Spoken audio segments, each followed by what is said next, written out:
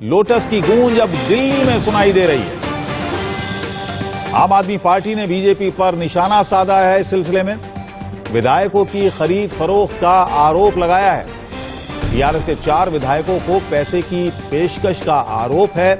गुजरात चुनाव से पहले बीजेपी और आम आदमी पार्टी में ठन गई है, आर पार की बयानबाजी होने लगी है।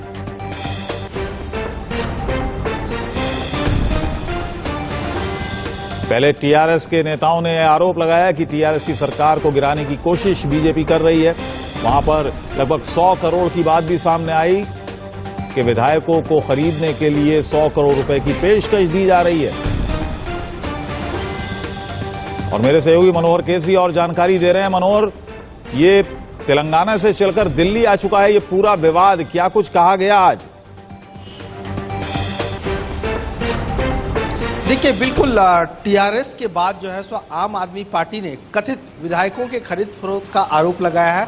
उन्होंने कहा है कि जो वीडियो वायरल है, तो प्रेस कॉन्फ्रेंस के दौरान डिप्टी सीएम मनीष सिसोदिया ने एक ऑडियो क्लिप सुनाई और उन्होंने कहा कि जो साइबराबाद में 3 दलाल पकड़े गए 100 करोड़ रुपए के साथ फार्म हाउस में, तो वो दलालों का संबंध जो है सो बीजेपी से है।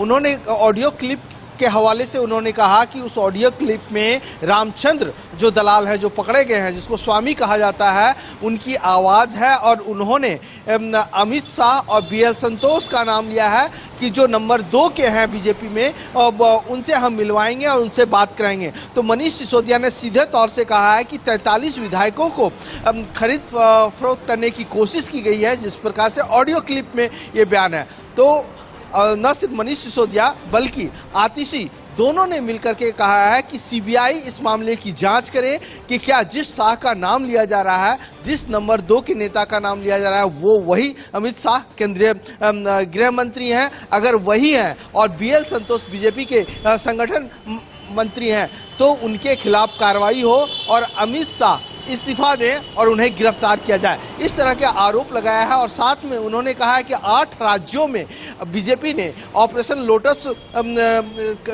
को सक्सेस करने की कोशिश की थी, लेकिन आम आदमी पार्टी ने पंजाब और दिल्ली में फेल कर दिया है। जी मनोहर, लेकिन मैं वो ऑडियो क्लिप मैंने सुना है, उसमें बार बार ये बात कही जा रही है कि दिल्ली में भी हम ऑपरेशन चला रहे हैं, दिल्ली में हमारे संपर्क में 43 लोग हैं, उनसे बातचीत हो रही है। उस ऑडियो क्लिप की क्योंकि अभी तक कोई जांच नहीं हुई है, उसकी कोई फॉरेंसिक कोई ऐसी जांच अभी नहीं हुई है। पुलिस ने अभी केस दर्ज किया है। हाँ, 3 लोगों को गिरफ्तार जरूर किया है तेलंगाना में, लेकिन क्या सिर्फ उसी के आधार पर ये आरोप लगाए हैं आज मनीष सिसोदिया ने, या उनके विधायकों ने भी कोई ऐसी बात कही है, या सिर्फ ऑडियो क्लिप है उनके आरोपों का आधार? देखिए, बिल्कुल आपने सही सवाल किया। मनीष सिसोदिया से हमने ये सब बातें पूछी, लेकिन उन्होंने सिर्फ ऑडियो क्लिप के आधार पर ही आरोप लगाया है कि 43 विधायकों को खरीदने की कोशिश की जा रही है और 25-25 करोड़ रुपये पर विधायक, यानी 1075 करोड़ रुपये जमा है, रखे हुए हैं।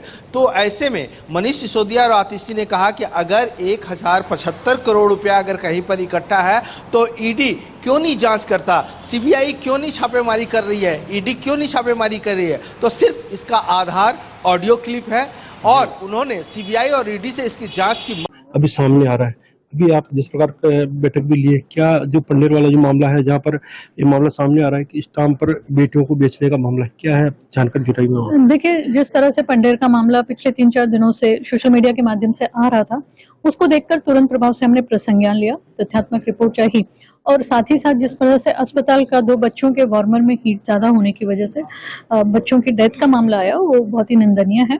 इसको देखते हुए आज स्वयं भिलवाड़ा 1 दिवसीय दौरे पर मैं पहुंची, यहाँ के सभी अधिकारियों से बैठक ली, वस्तु स्थिति जानी, जिसके अंतर्गत जानकारी प्राप्त हुई कि 2019 का मामला था, जिसके अंतर्गत 6 बच्चियों को रेस्क्यू किया गया था। 2 बच्चियों को बाहर अन्य राज्यों से अगवा करके लाकर दहेज व्यापार में जबरदस्ती धकेलने की बात सामने आई थी। 6 बच्चों में 4 बच्चियों का पुनर्वास हो चुका है, 2 बच्चे अजमेर बालिका गृह में हैं। उन बच्चियों से भी मैं बातचीत करूंगी, पूरे मामले की जानकारी स्वयं बच्चियों से मैं लूंगी।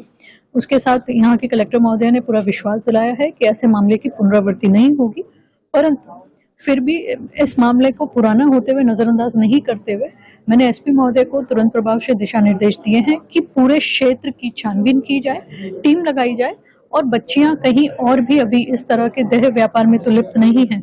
इस तरह की मामले को पुख्ता करते हुए हमको रिपोर्ट भेजिए।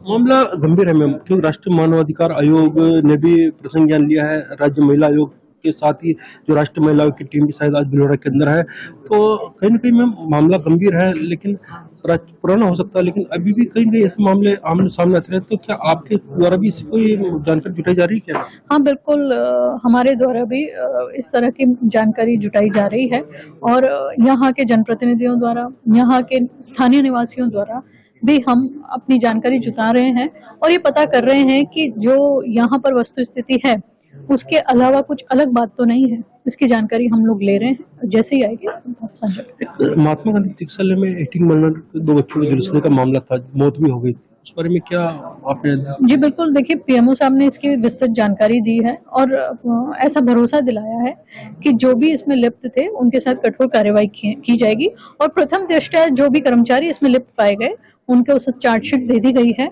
और अन्य दोबारा पुनरावृत्ति ना हो उसके लिए भी सख्त से सख्त निर्देश दिए जाएंगे। बाल आयोग के द्वारा भी सख्त निर्देश अस्पताल के अधिकारियों को दे दिए जाएंगे।